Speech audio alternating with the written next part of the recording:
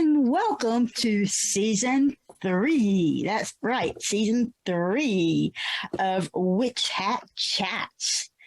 And it is sponsored by Evermoving We Rise and Moonlight Potions and Charms. I am your amazing goddess host, Miss Nikki Kirby, and we are joined by our world-renowned, famous chaos magician, Saul Ravencraft. And we are now officially 2 years old. Happy birthday, Witch Hat Chats. The terrible twos. Now we get to wander around and break things. And they said it wouldn't last.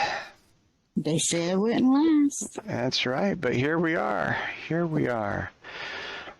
So how, when you began this whole process, did you imagine that it would last 2 years? Or did you think it was just going to go for a little bit of time? What was your vision at that time? Honestly, I didn't know how far it was going to go. And then we crossed a year, and then I knew there was no turning back. Absolutely. So let's play our birthday video. Woo! Yes, we do have a birthday video. Check it out.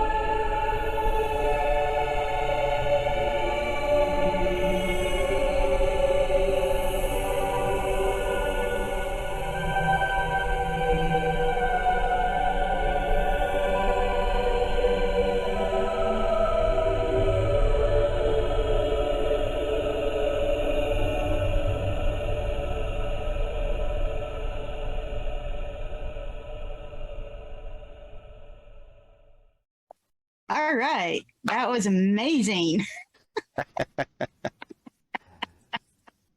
Seemed the right way to do it. Of course, we always do it like this. Woo! So, do you want to know what our birthday divination is? I absolutely do. What do you got for us today? All right. For those of you who know, I always drink the Positive Energy Tea by Yogi.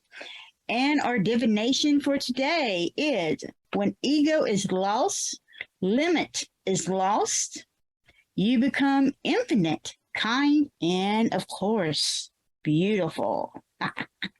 So, Saul, why don't you give us your infinite insight and wisdom upon this divination reading? I don't know how infinite I'm going to be, but clearly ego gets in the way of everything. Because it centers everything around you, and you don't have access to the other resources and to the other input and to the other vibrations that are always there to help. If you want to be in charge of the universe, good luck with that. You go. Right? And it turns out it's hard to be in charge of the universe. It's hard to be in control of everything and everyone, but it's so much easier to be open.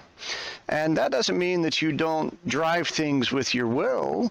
It does mean that you set your will in place, but then you're open to what is, and you're open to what other vibrations come in. And letting go of the ego just releases all the limitations. It's a hard thing to understand, especially in our society today, which is very, very ego-driven. Yeah, it's something that I learned a while back. You don't take it personally. because it's rarely about you. It's usually about the other person. You know, when somebody comes and they start to chew you out for something, it's rarely about you. It's always about that other person. You know, it's about something that they're not liking about themselves a lot of times. And it's just like when you have your spouse to accuse you of cheating on them, 9 times out of 10, they're the ones that's cheating on you. You know? Well, and there's the other side of that, when you go around wondering what people think of you and find out that really they don't. I know. You know, they don't think so badly of you as you thinks badly of you. Well, not only that, they don't wander around just thinking about what Nikki's doing or what Nikki's thinking. Right? Because they don't care. They're kind of focused in their own world, and there will be things that bring you to mind, right? And you'll come up, but for the most part, they just don't think about us, and that's okay. That's okay. You know, wanting someone to think about you all the time is a little diseased, perhaps. It's called being narcissistic. Right. Or Tom Cruise. I'm sorry. That was it's bad. It's very bad. Top Gun and Maverick.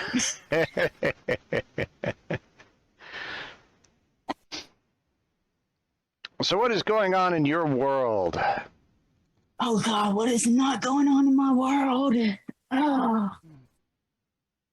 You know, with Moonlight Potions and Charms, we're getting ready for Mystic South Conference, which is only about a week away. We are vending down there, and we've got 2 workshops that's going on. On top of that, we're also doing the Witchsfest along with Saul as well. And we're doing incense. We're doing baths. We're making new divination kits.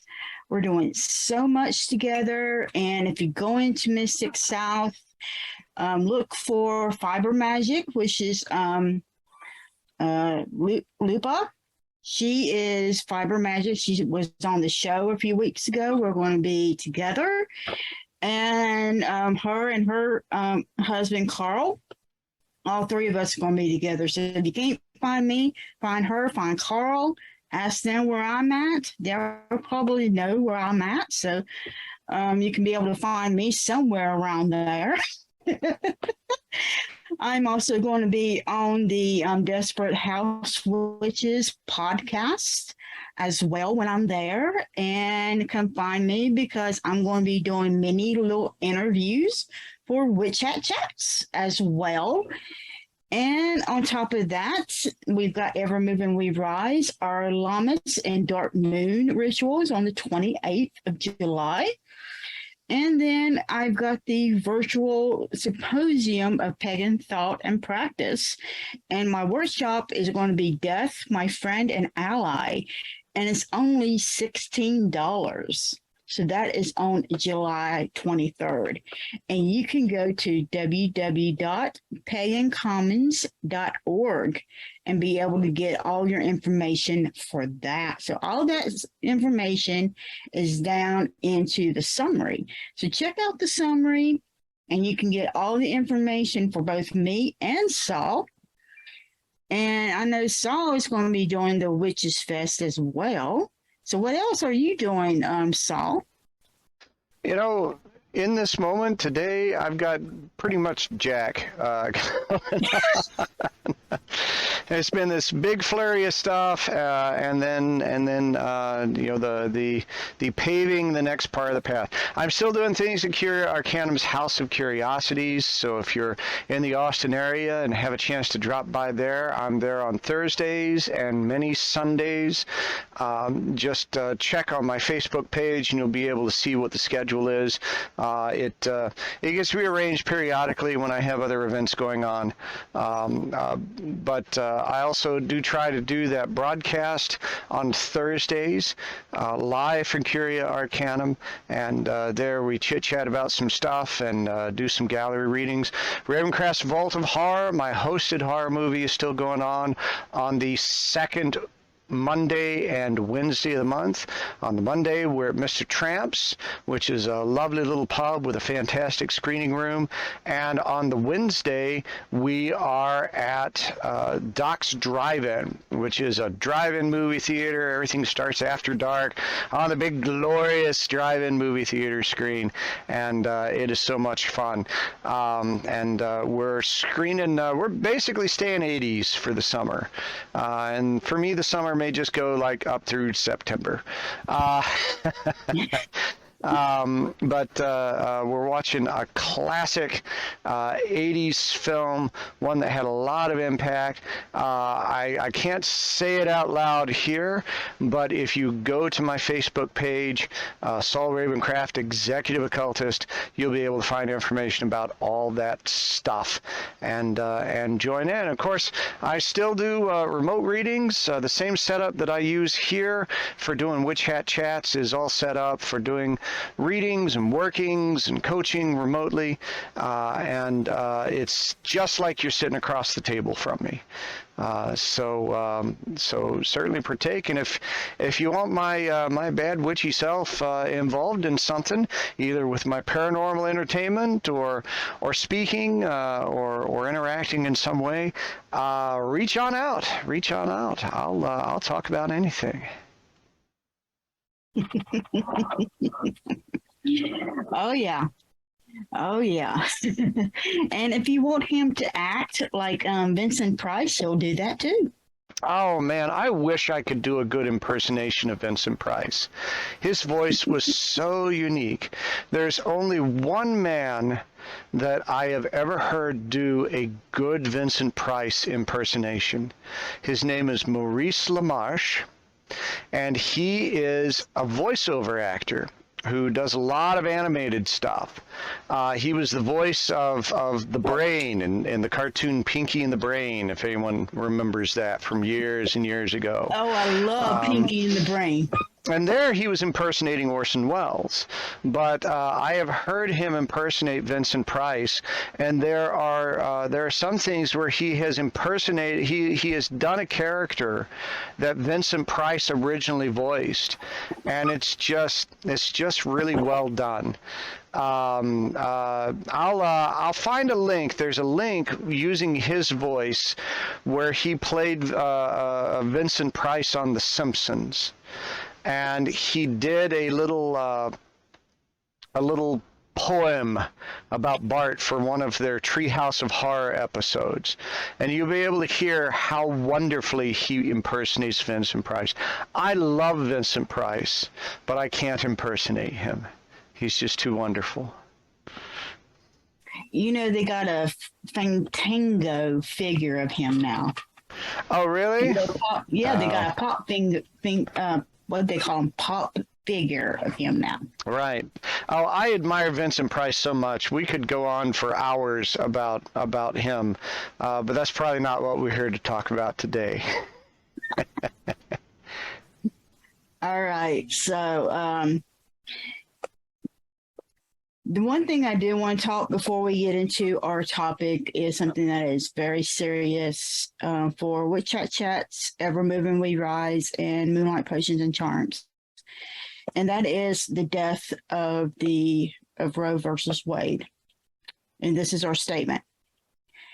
Witch Hat Chats, Evermoving We Rise, and Moonlight Potions and Charms believes the overturning of Roe versus Wade is a horrific infringement, violation upon women's rights, civil liberties, our Constitution, Bill of Rights, and the Emancipation Proclamation. We believe in personal responsibility, and like all people, women should have their own say regarding their bodies and mental and medical treatment without fear of retaliation from any state, federal, or government institution or official. We also believe that everyone's spiritual path is unique and should not be forced to practice a religion or spiritual path she or he does not believe in or practice. The overturning also reinforces the medieval patriarchal belief that women are property. Like men, women are human beings and therefore not property. However, this will not only be the only infringement that this U.S. Supreme Court and the Republican Party will pursue. As such, we need to move beyond protest to include writing and calling our politicians.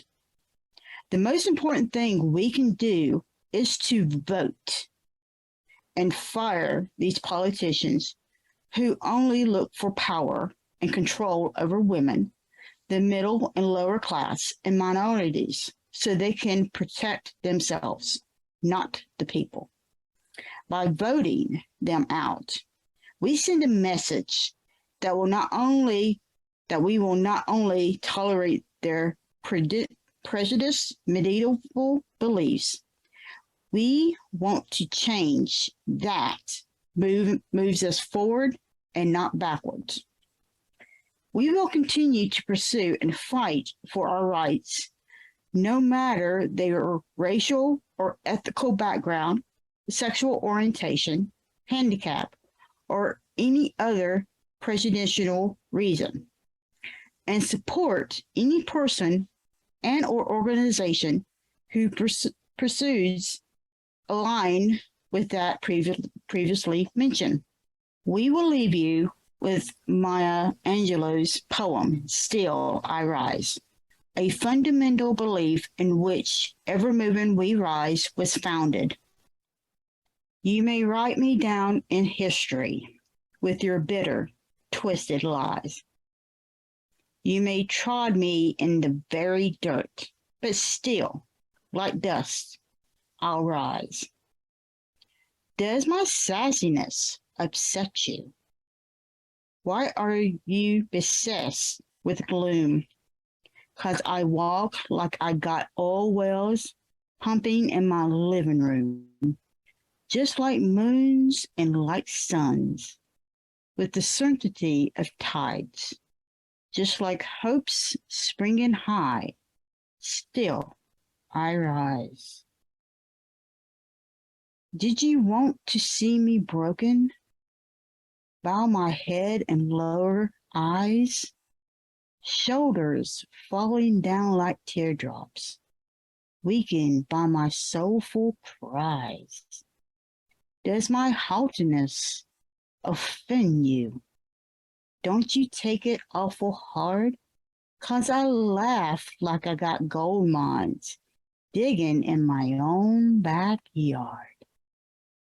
You may shoot me with your words. You may cut me with your eyes. You may kill me with your hatefulness. But still, like air, I'll rise. Does my sexiness upset you? Does it come as a surprise that I dance like I got diamonds at the meeting of my thigh? Out of the huts of history's shame, I rise. Up from a past that's rooted in pain, I rise. I'm a black ocean, leaping and wide, welling and swelling, I bear in the tide, leaving behind nights of terror and fear. I rise, bringing the gifts that my ancestors gave. I am the dream and the hope of the slave. I rise, I rise, I rise. Now here is a word from our sponsor. Communicating with the ancestors is a very important part of many magical practices. Some people think that if you can't see or hear them, you can't communicate with them. Well, you know what? That's just simply not the case. There are many tools we can use to communicate with them, and many of them you already have, like your tarot deck. You may have some bones. You may have a pendulum, and so many other different ways, even if you don't have any of these. But in my workshop, Tools Used to Communicate with Your Ancestors, I will be teaching you how to use those tools for ancestor communication. And you may want to bring your divination tools and a notebook so that you can have your hands on these things while you're learning. And so the workshop is Saturday, July 16th at 9:30 a.m. in the Oakwood Room. And if you're not registered for Mystic South 2022, go to www.mystic-south.com to obtain your ticket. And I'm looking forward to talking about the ancestors with you at Mystic South 2022.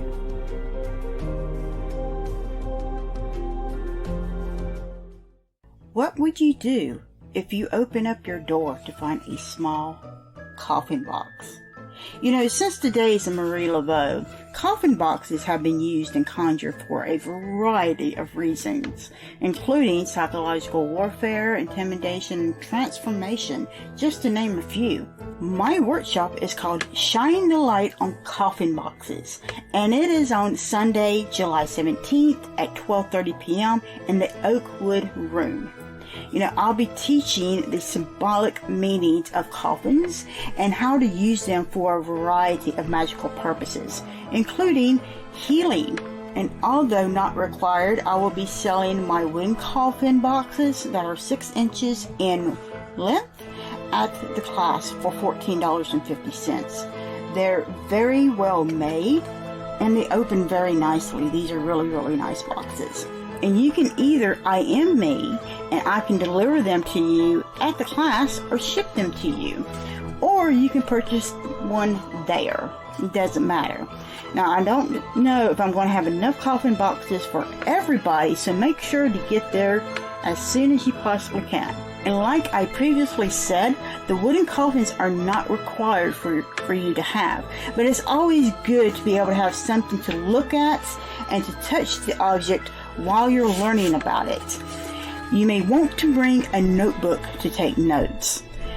And if you're not registered for Mystic South 2022, go to www.mystic-south.com to obtain your tickets. And I am looking forward to conjuring with you at Mystic South 2022.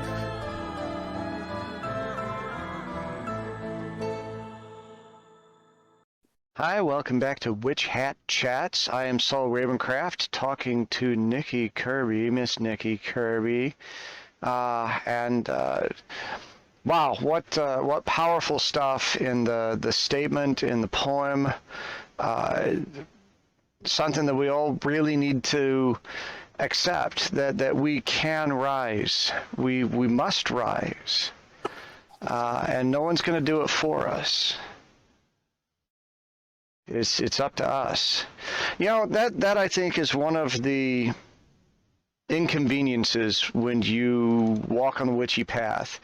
Is I remember when I was young and I was being brought into my parents' perspective of spirituality, everything was done by permission. Right? If you wanted something, you would ask.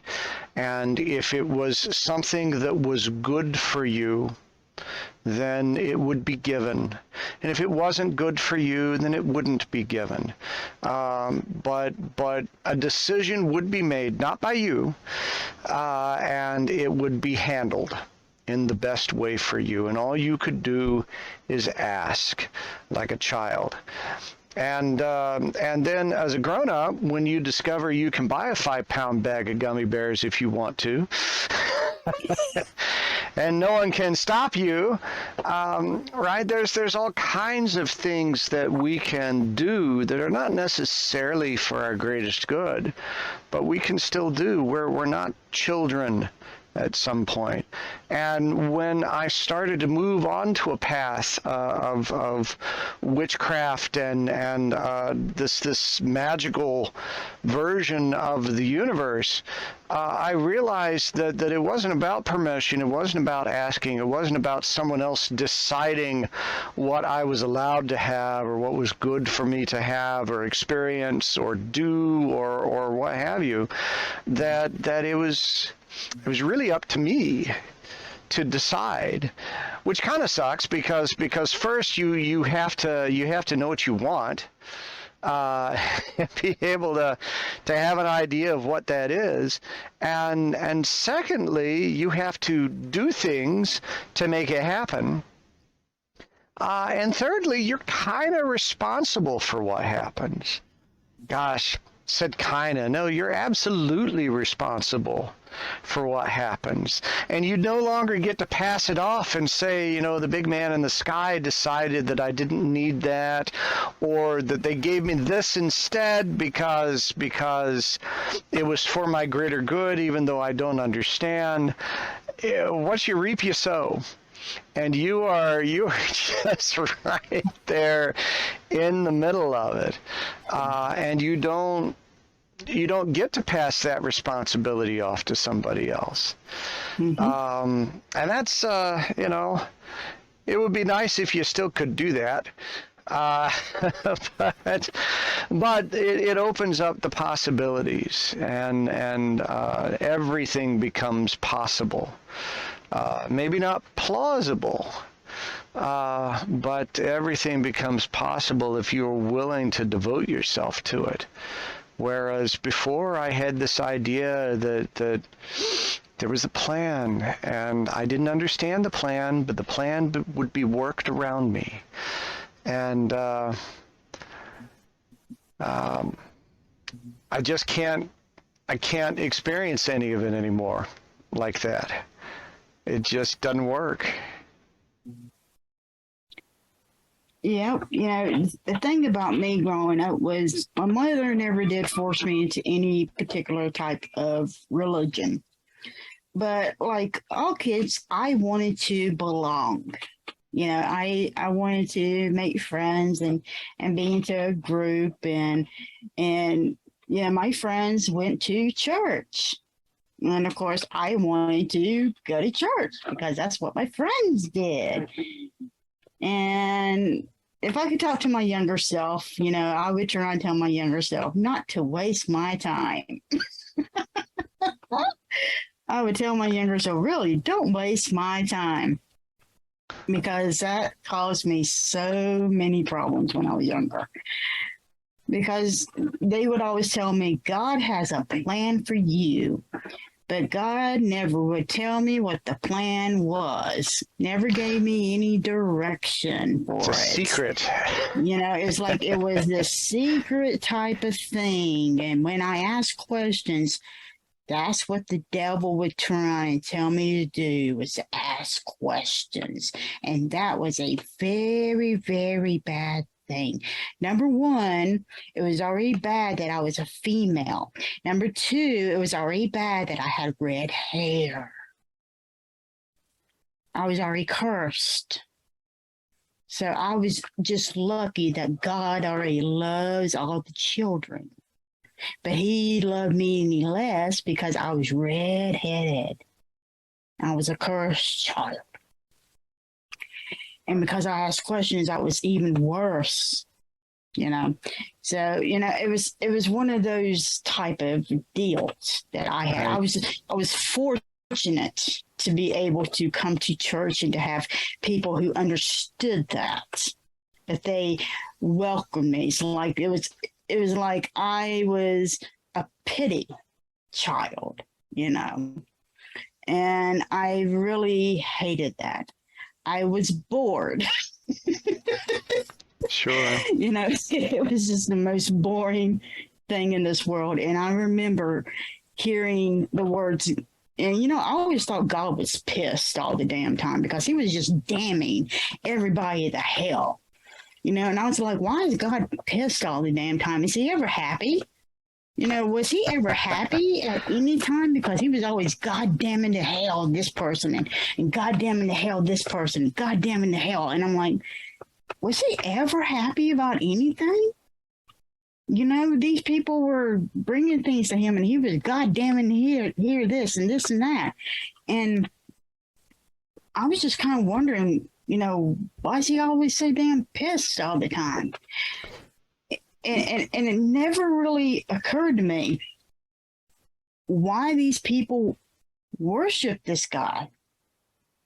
You know, why did you want to love somebody who you supposedly feared? Why was this of occurrence to me? Somebody who you couldn't ask questions to. Well, he did calm down a lot after he got laid. Oh, but that was a bad thing too. You know, no. We couldn't talk about the New Testament God is much more peaceful and much more loving, and yeah, he's so loving he sacrifices his own son.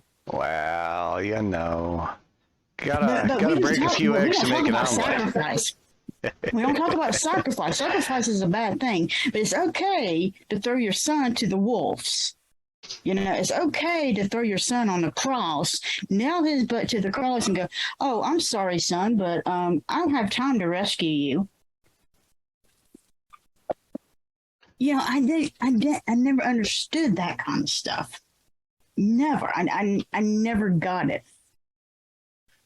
And I remember asking questions. I didn't understand why they would allow people to drink his blood. I didn't get that. I used to ask questions about that. I used to ask questions about, okay, why, if this bread is his body, why are we eating him? I used to ask those questions. You know, I thought this was bad. I thought we wasn't supposed to eat humans.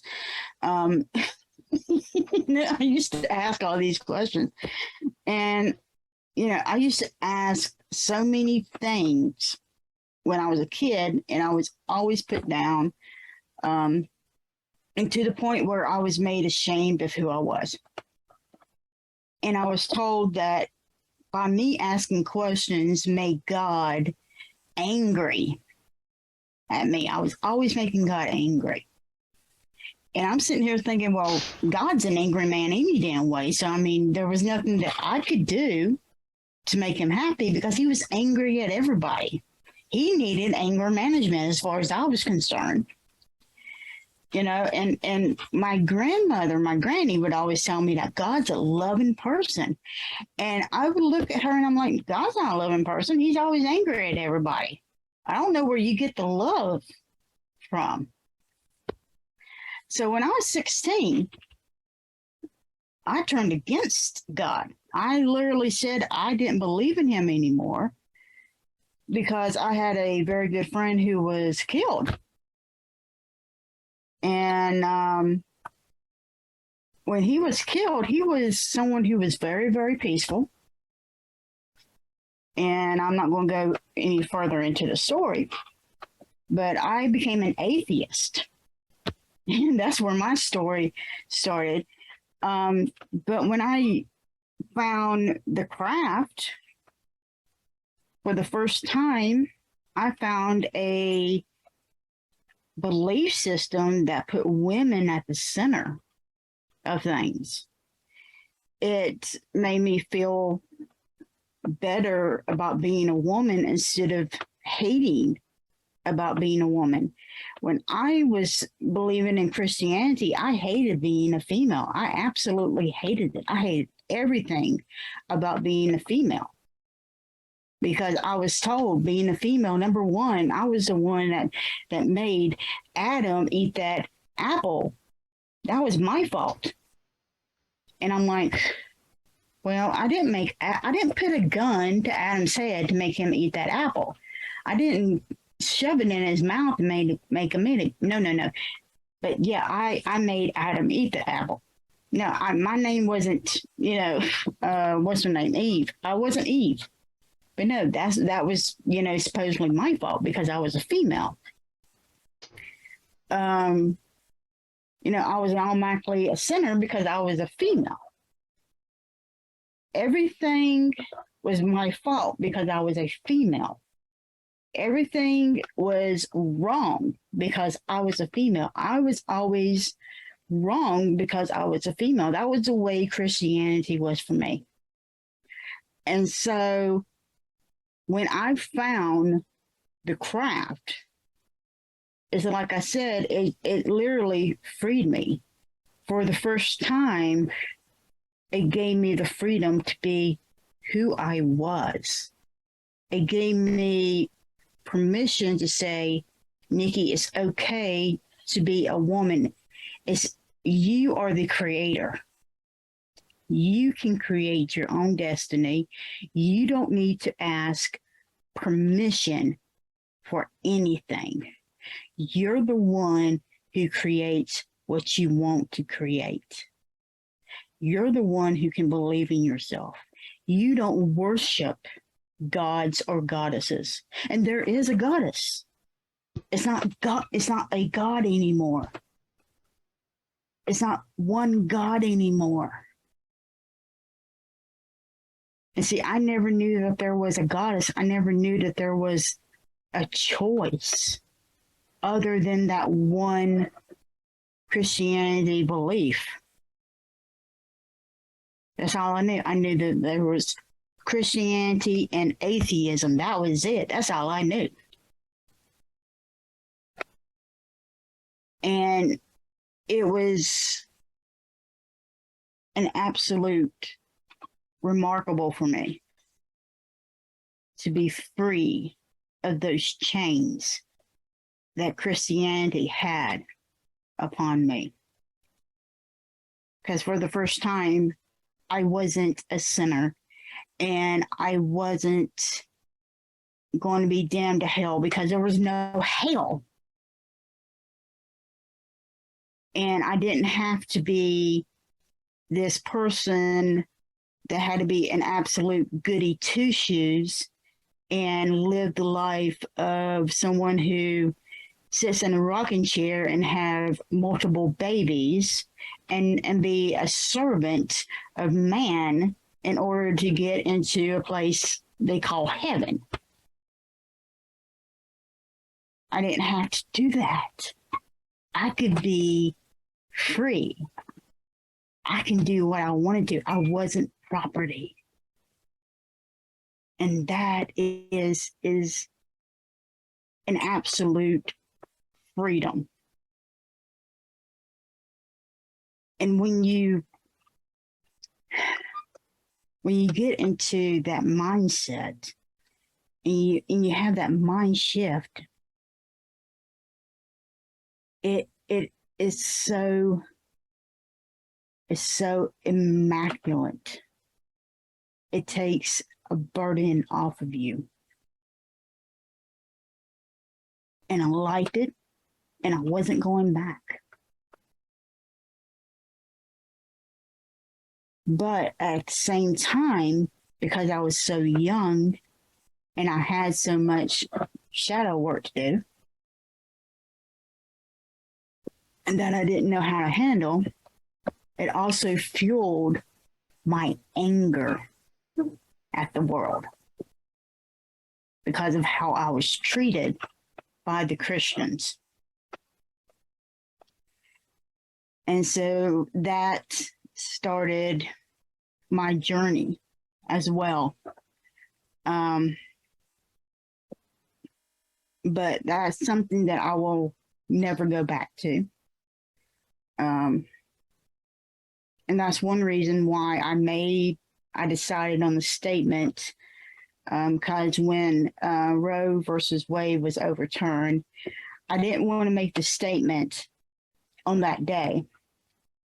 I took several days to really contemplate what this meant, because I wanted to respond and not react. because my initial reaction was downright anger. And when you react, that's usually not a good thing. Response is better. It usually does a lot better and it goes further. Versus reaction. Reaction does some good, but it never really goes forward. And a lot of times it forms a lot of negative consequences.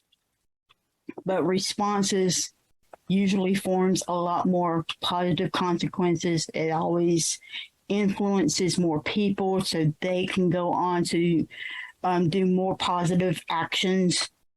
And that is what I wanted to be able to do. So that's the reason why it took me so long to do it.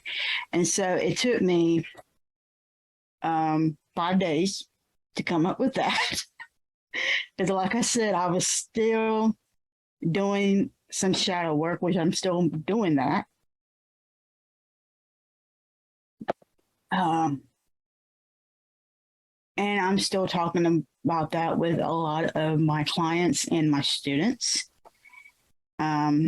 But the thing about it is, when you're a witch, you have the power to be able to do those changes.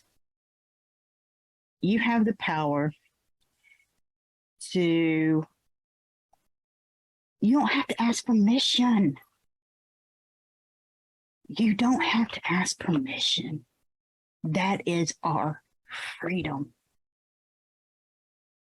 A lot of religions say you have to ask permission. You have to ask their God, or you have to ask their priest. With the craft, you don't have to ask. You do.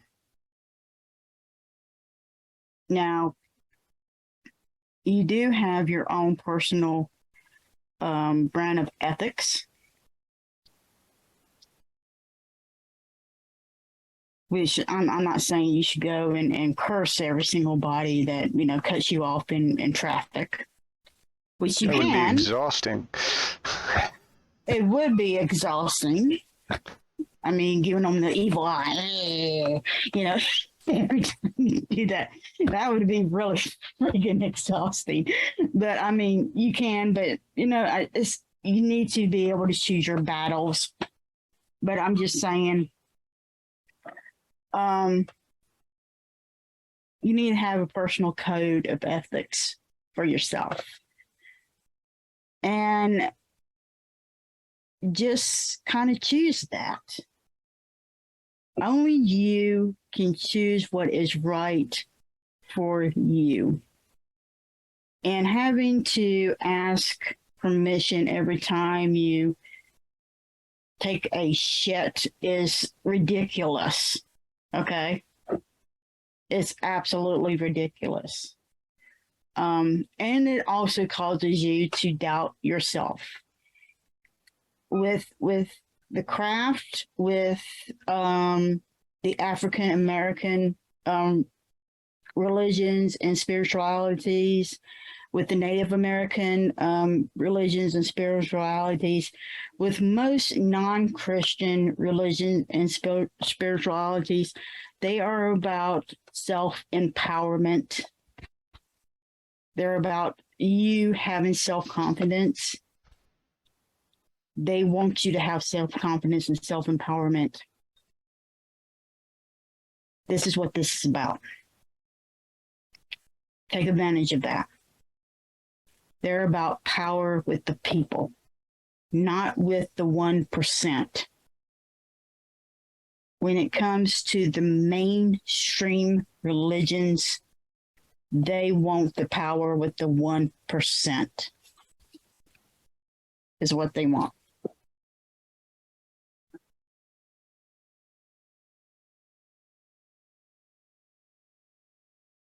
Don't you agree, Saul? Well, it's all very complicated. I think what you experienced as Christianity was one particular path of Christianity, but certainly not the way. A lot of what you describe is certainly not outlined in what was taught.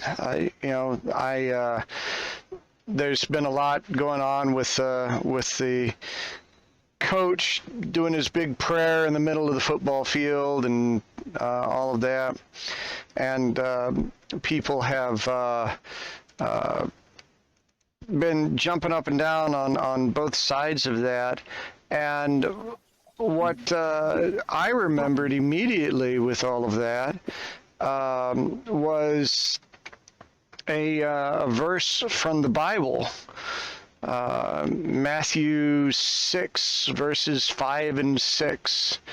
And it says, and when you pray, do not be like the hypocrites, for they love to pray standing in the synagogues and on the street corners to be seen by others.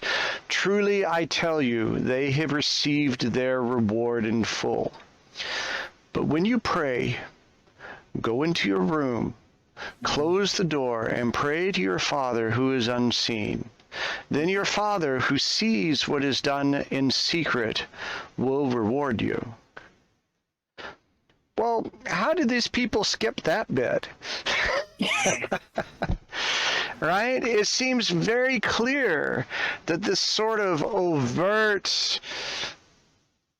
grandiose presentation prayer was certainly not recommended when Jesus gave his suggestions, right?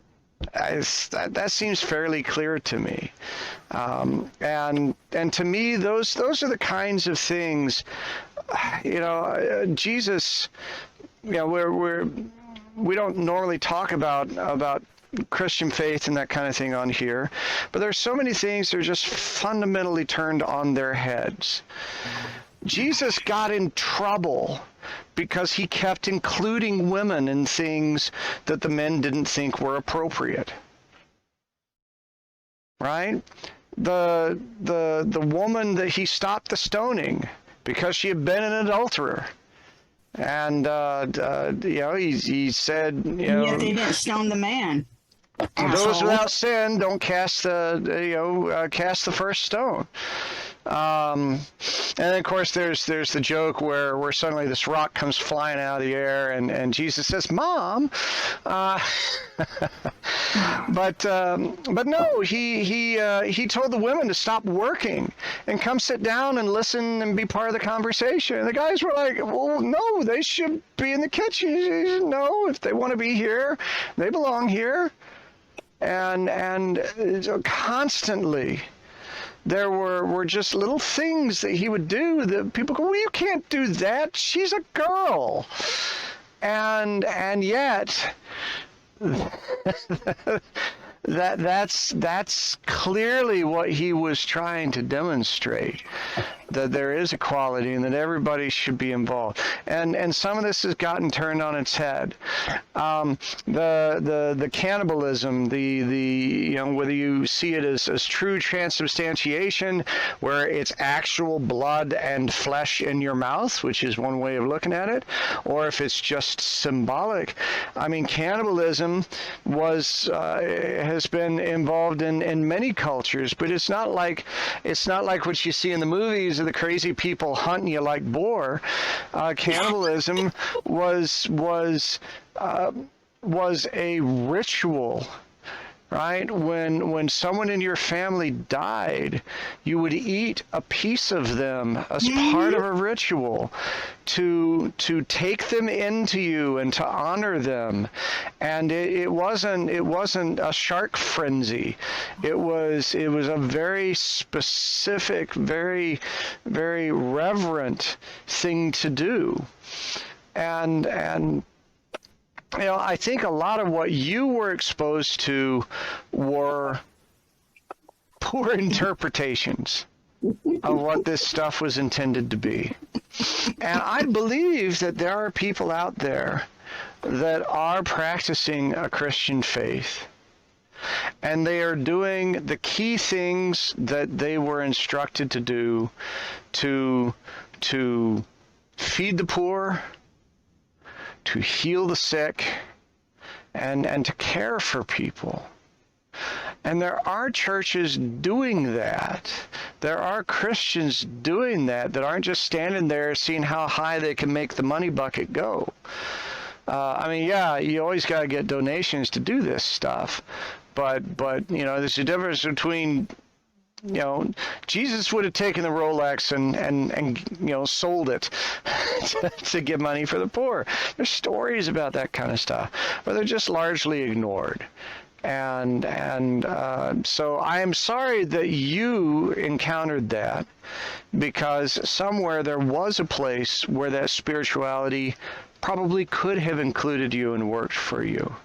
But isn't it wonderful that we live in a place where it is possible to find another avenue, that you can find yourself to be a witch or a Buddhist or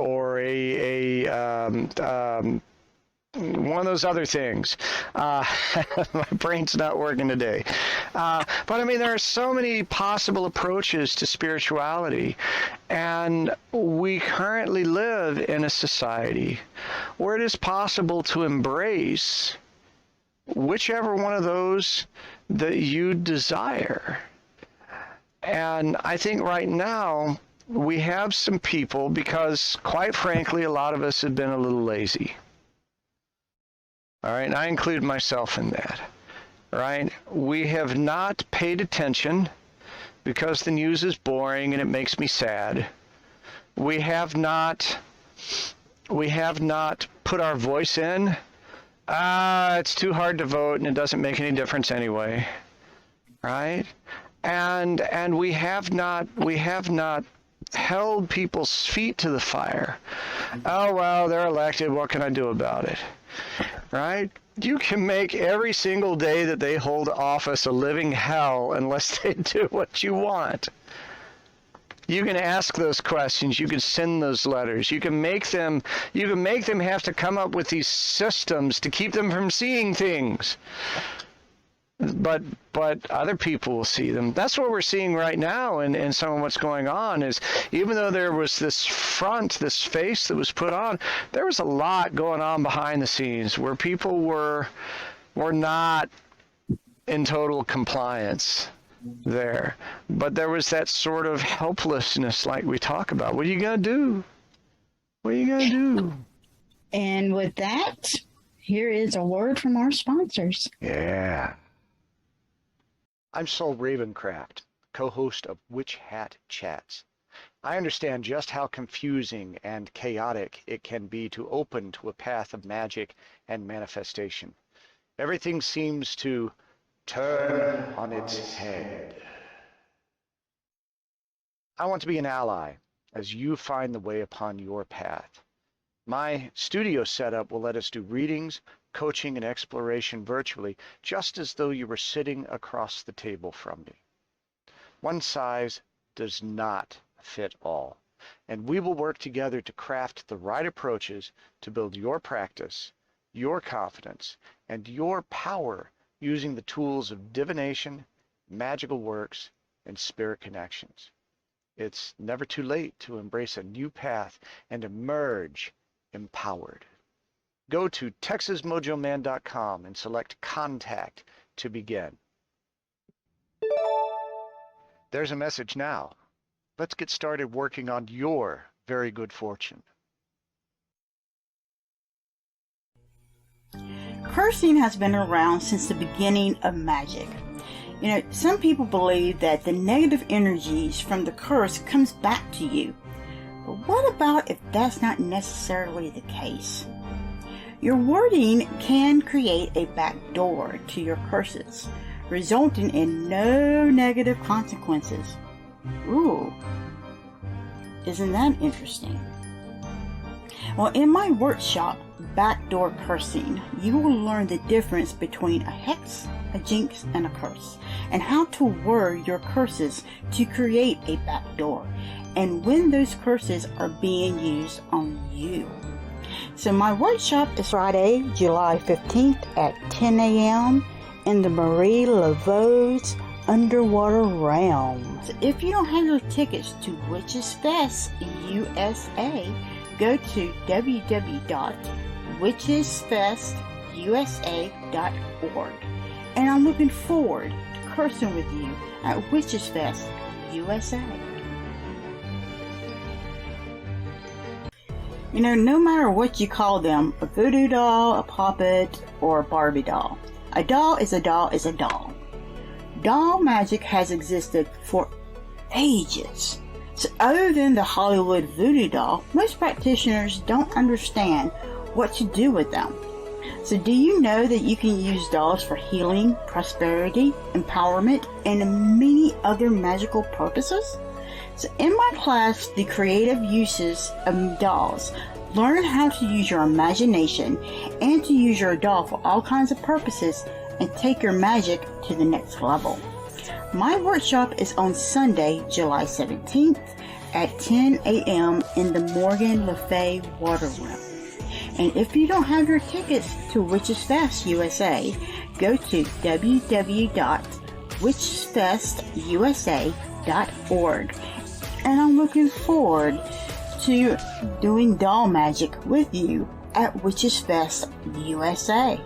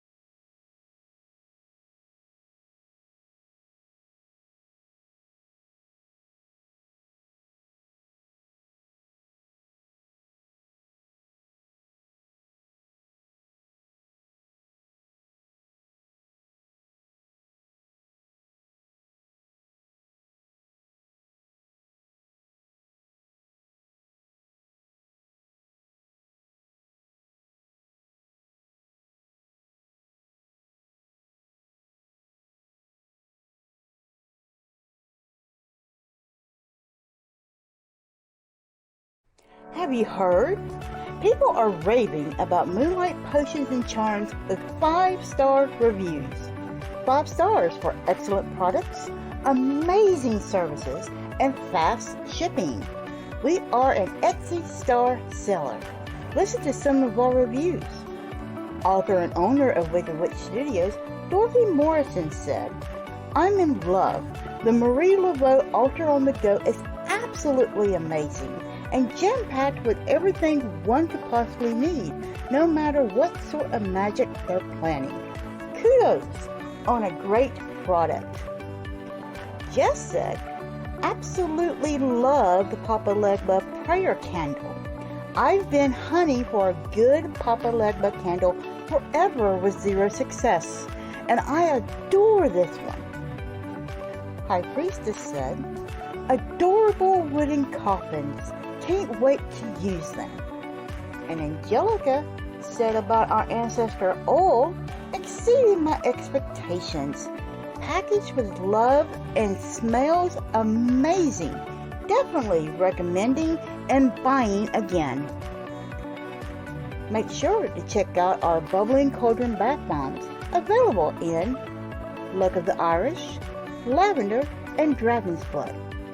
Our magical milk baths are also available in Papa Legba Purification, White Flowers, Lucky Love, and Bam Bam. All are homemade and spelled with love, care, and intention. Our Happily Ever After candle line is designed with you in mind. There is so much more in our Wicked store to help you to embrace the power of your own magic. So come on in to Moonlight Potions and Charms at www.moonlightpotionscharms.com and discover the wicked things that ignite the magical passion in you. Hello, welcome back to Witch Hat Chats. Saul Ravencraft here with Miss Nikki Kirby. We've been talking about a lot of personal stuff, about our own personal paths, and the way those journeys have led us and moved us. And of course, with our circumstances right now, this is where it's most important for our power to be at our own center. Because if we are going to turn the ship, if we are going to make change, we have got to be willing to bring that energy out of ourselves. No one's going to do it for us. No one's going to fix this for us. And not one of us alone will fix it. But all of us together, all of us putting our energy forward, all of us putting our demands forward, all of us doing the work will make things change. It's unstoppable. That's what happened to get us here. As a group of people raised their own power up and were relentless in what they did. And they were influential to make change because they were largely unopposed, to be honest. Yeah. But now it's time to release the Kraken. Right? But unfortunately, yes, eat them. We need them. We need the Kraken to eat them, drag them underneath the sea and eat them. That's what we need them to do. That certainly feels good to think about, right? But no, really, not think about. We need them to do that. That's what we need them to do. Choice comes with the need for. It comes with responsibility. It comes with the need for work, right? And we have got to do the work. We have got to do the work, and the work is really about making sure that you understand what's possible to be done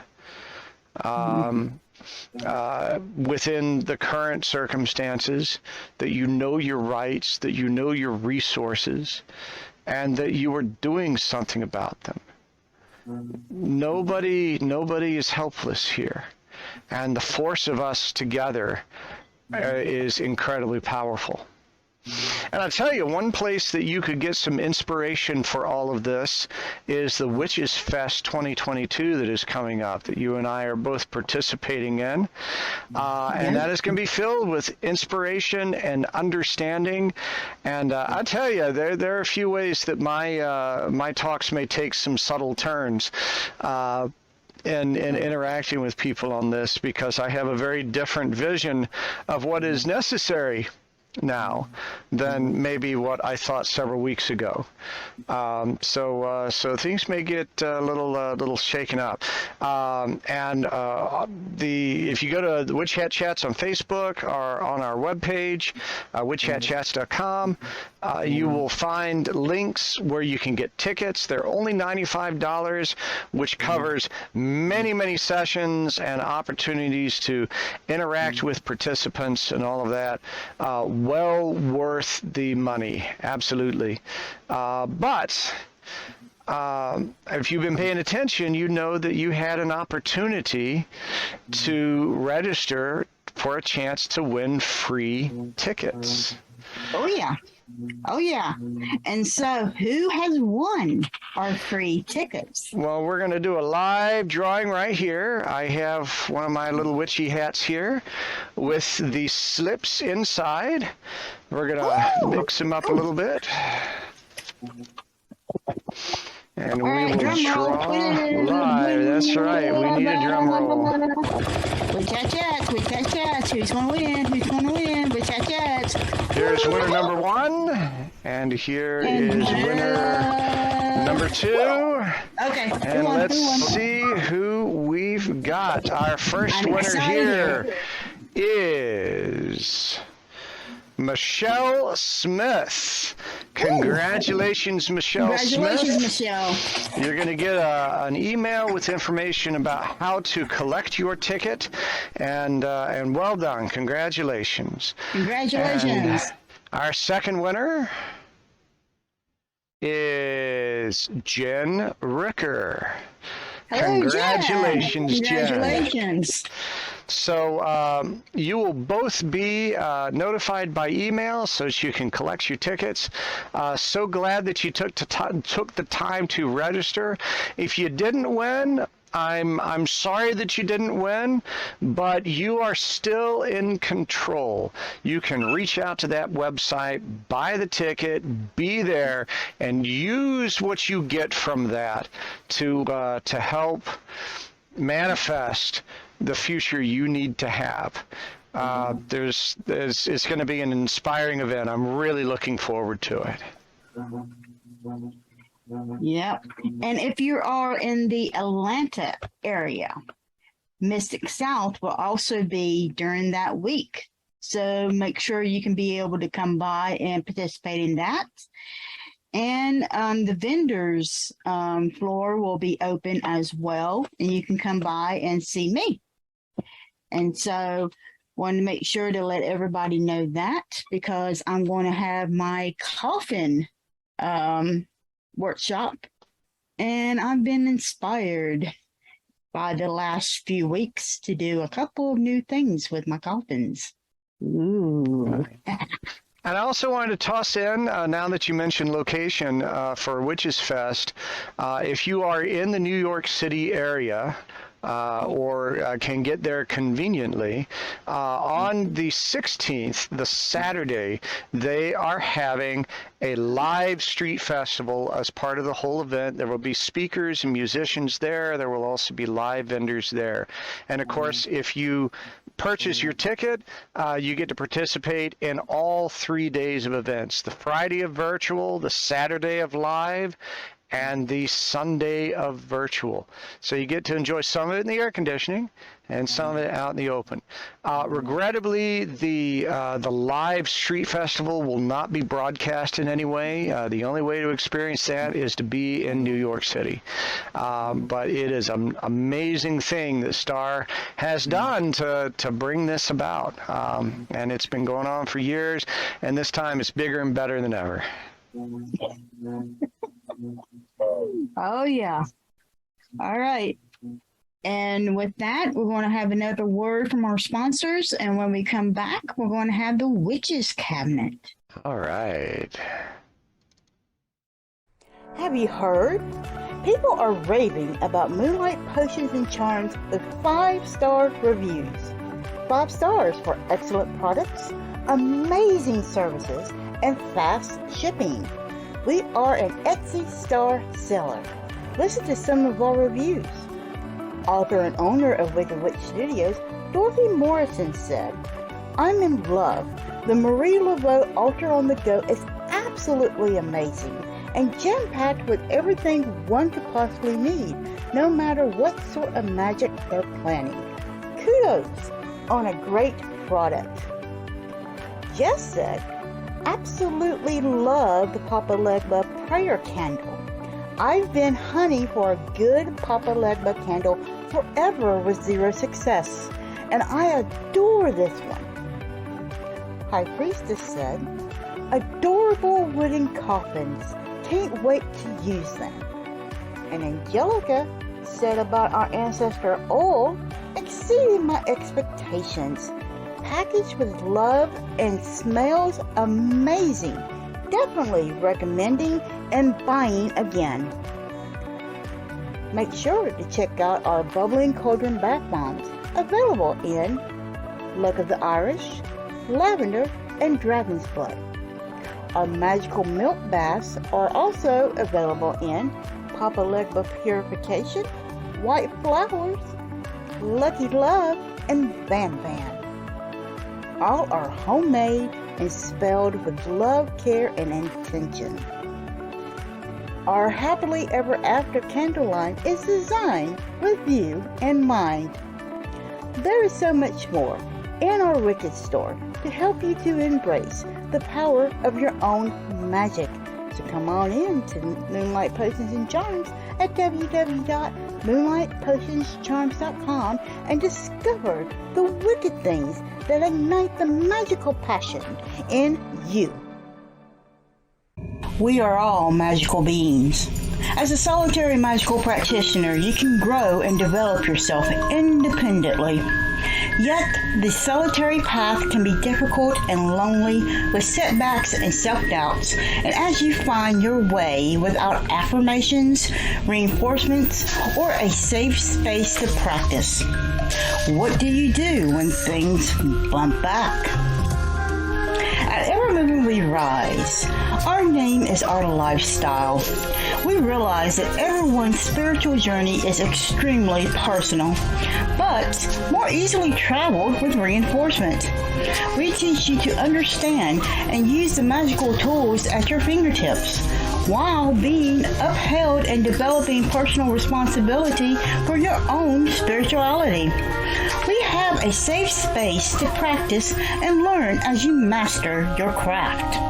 When situations bump back, you will have the entire community behind you, as we are a magical family who work to sustain each other.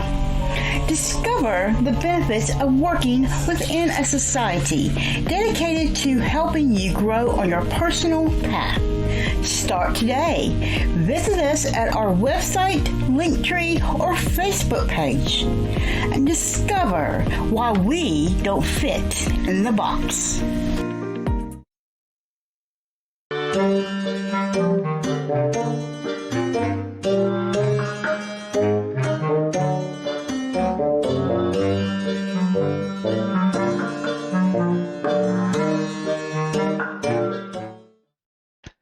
Hey, it's Saul Ravencraft. Welcome back. And as promised, it's time for Witch Hat Chats.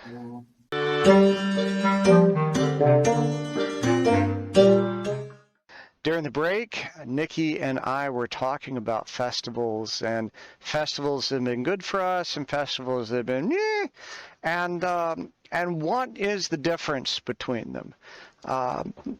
Festivals like Manifestasia that we put on earlier this year, festivals like Witchsfest 2022, has a lot of work goes into them to bring people together and to get things organized and deal with all the fiddly bits and think of what problems might come up and what do we do to solve those. And man, it's exhausting to put on a festival like that. You don't just turn on the camera and go. There's a lot that goes into it. And I think people don't appreciate that. Some people who put on festivals don't appreciate that. They have this kind of idea that it's going to be fine. Well, how do you know? How are you going to make this happen? How are you going to make that happen? No, it'll work, right? And then it doesn't. And everybody's just sitting around going, this is nice. So I think a dedication to solving those problems is important, and to put on a quality side. And I think Witchsfest is definitely doing the work. I'm dealing with Star on some of the technical things behind the scenes, and she's taking it very, very seriously. And oh my gosh, you ought to hear her talk to the Zoom people when things aren't working the way she expects them to, or the way we were told. She is absolutely upfront with that, and we've gotten the help that we've needed. So fantastic leadership there. But having a quality event is not just enough, is it, Nikki? No, it's not, Saul. I mean, we need people to come in. And the thing about it is we set this stuff up for you to be able to come in. And one of the things is that it helps you with continuing your education. It also helps with networking, because the thing about it is you want to be able to talk to people who are like-minded and to be able to bounce ideas off of each other. No, you're not going to believe exactly the same way as what the next person is going to believe. I mean, for example, Saul and I, we have different beliefs, but we do have enough of a common ground to where we can actually sit here and talk and be able to chat about this similar beliefs, but we're also very respectful, and we can disagree on things, but we're not going to sit here and call each other names. We always do that off camera.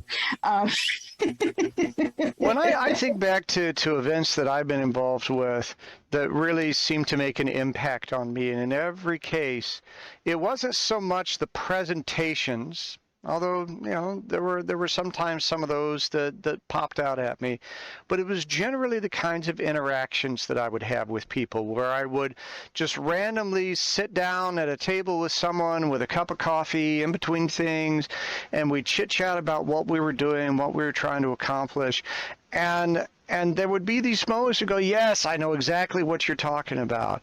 Oh, you're having that problem? I dealt with that once, and here's what we did, or we didn't solve it, but it might be better now. Here are things you might look at, or just told stories, right? Ridiculous stories of what was involved with the convention and experiences that we had had.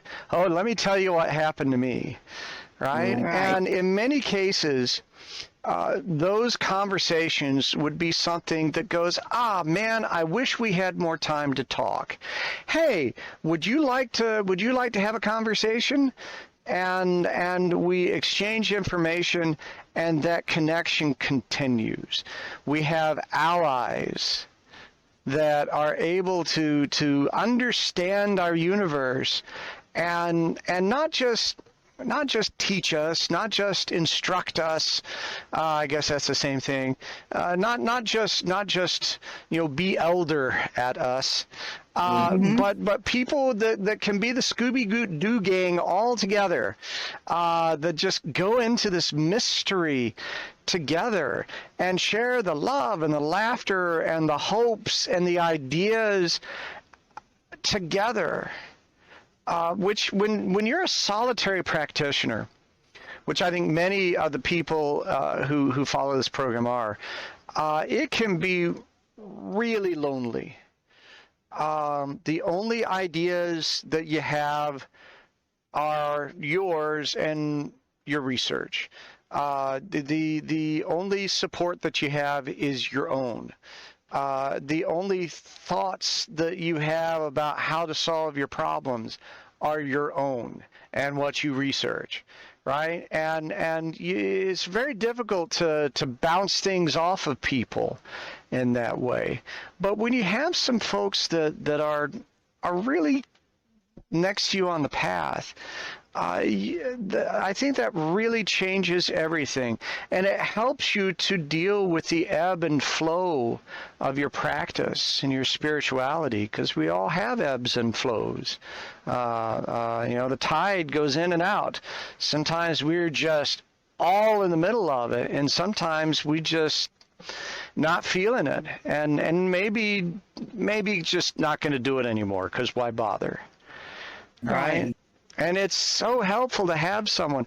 I see the relationship you have with someone like Byron, who clearly is someone that you can reach out to about nothing in particular and just talk about stuff. And those are the kinds of things that you get from an event like this. But you can't just put it on TV and play with the cat. You might as well be watching YouTube at that point. You need to be looking at the chat. You need to be engaged in that. You need to make notes of the people who are saying things that are interesting to you, and try to reach out to them in some way. Send them a private message or something like that. Yeah, the thing about it, mentioning Byron and I met at PantheaCon. Okay. And the thing about Byron is, she and I had run in the same circles for years, and we never met. How did you meet? What was the circumstance? I moved to California. She literally lived up in Asheville. I live in Forest City, and we are an hour apart. It's what we are. But I moved to California. And when I moved to California, there was a festival that they always had called PantheaCon, which was one of the biggest festivals they have on the West Coast. And Oberon Zell had told me about it, and he said, "Oh, you got to go, Nikki. You have to absolutely go." And I'm like, I didn't know that they had festivals other than Pagan Pride Day. Because at the time around here, they didn't have anything, okay? Right. They barely had metaphysical shops, let alone a festival. So I'm like, okay, we'll go. And I read I was surprised. They had this nice little pamphlet and everything. It looked like a professional book that was done. And I read, it said Byron Ballard, and it said that she was from Asheville, North Carolina. And I'm like, whoa, Asheville, North Carolina, that's literally a hop, skip, and jump from where I used to live. I've got to meet her. And so I went to her class, and we got along really great. And I told her I was from Forest City, and we have been the best of friends since.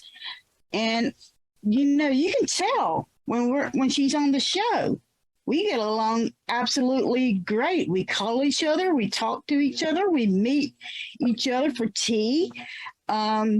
We throw each other ideas and stuff like that. She's great. She's one of the reasons why I encourage people to go to these festivals, talk to these people. You never know who you're going to meet. Who are you going to be able to talk to? Who's going to be able to encourage you? She is a witch sister now. I consider her to be one of my sisters. Right. Literally, we're really, really close. So if you really need a reason to go, you can still be a solitary practitioner. We're not telling you to go join a coven, for God's sakes. Just go to these festivals and go and talk to people and just get to know somebody else, because number one is it's hard to practice a spirituality without ever talking to anybody else about it. You know, you Right. need somebody to be able to say, hey, you know, I like Hecate, and this is what I like to do for Hecate. You know, who do you like? You know, they may love Hecate too, or they may love Bridget, or they may love Odin, or, you know, whoever the hell they want to love to.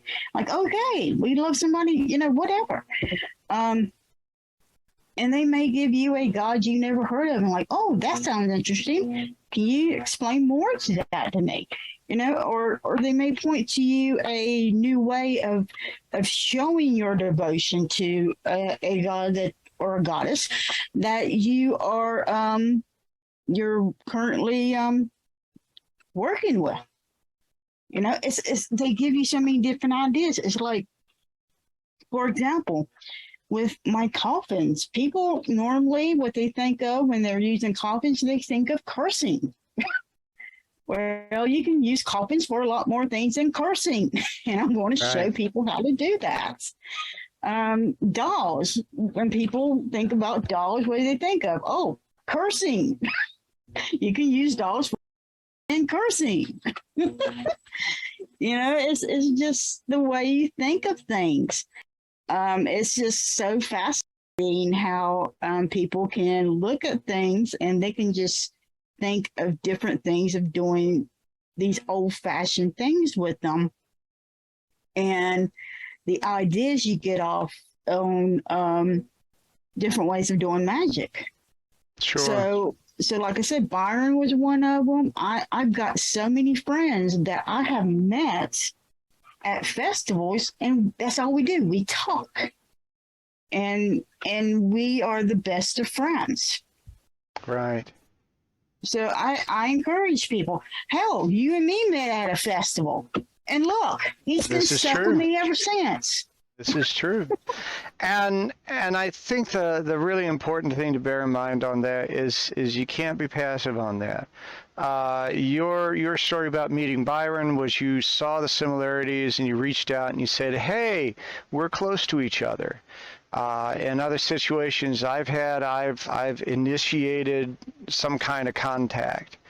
And that is really what it takes. You got to know that you're in a safe place. You got to know that you're with people that are in your universe. They're on your side.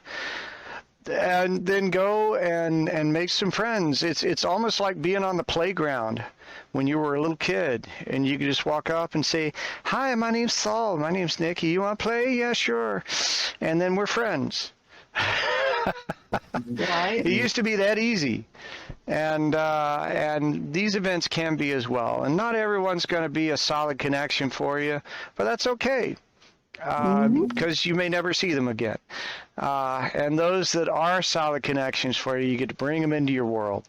So definitely encourage everybody to participate and to use this as an opportunity to broaden your circle. That's right.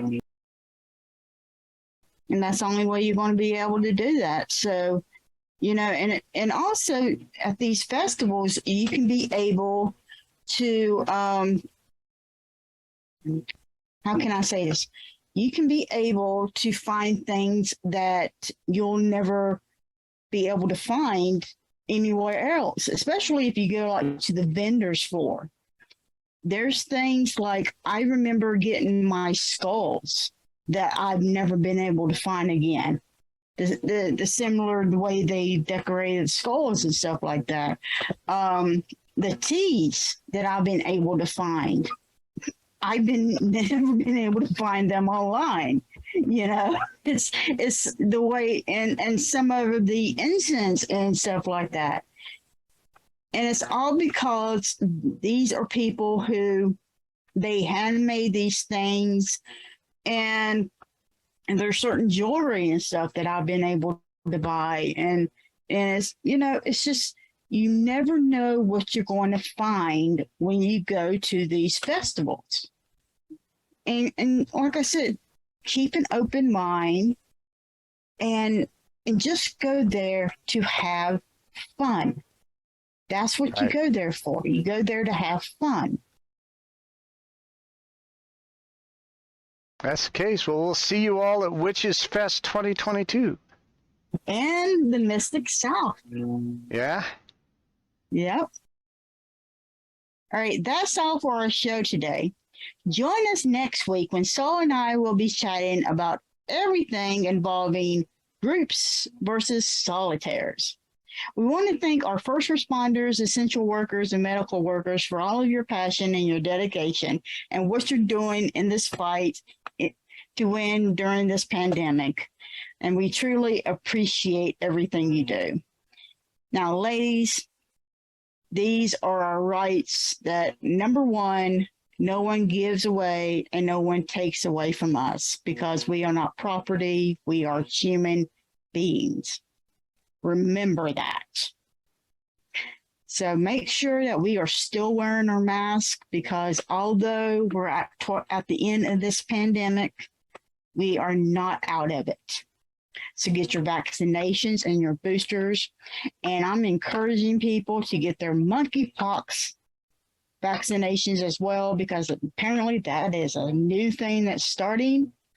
And maintain your 6 feet of distance from each other and keep your fuzzy babies, your family, and yourself safe. And we will see you next week, and have a marvelous week. I know some people who like to chat.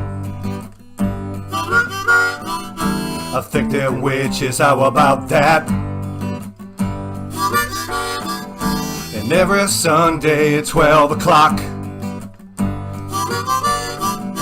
And if you're hurting, they're willing to talk.